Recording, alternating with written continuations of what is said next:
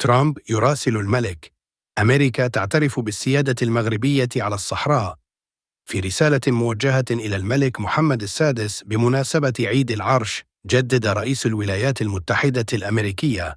دونالد جا ترامب تأكيد اعتراف بلاده بسيادة المغرب على الصحراء ودعمها لمقترح الحكم الذاتي المغربي كأساس وحيد للتوصل إلى حل عادل ودائم لهذا النزاع.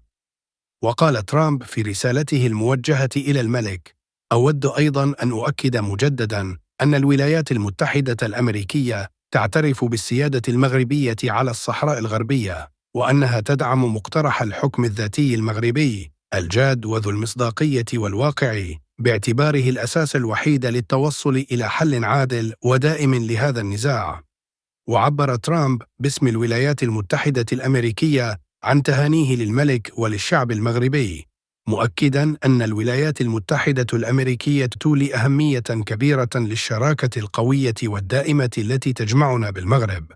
ونحن نعمل معاً على تعزيز أولوياتنا المشتركة من أجل إحلال السلام والأمن في المنطقة، بما في ذلك الاستناد إلى اتفاقات أبراهام ومكافحة الإرهاب وتوسيع آفاق التعاون التجاري بما يعود بالنفع على كل من الأمريكيين والمغاربة. وختم رئيس الولايات المتحدة الأمريكية رسالته بالقول: أتطلع إلى مواصلة تعاوننا من أجل تعزيز الاستقرار والأمن والسلام الإقليمي.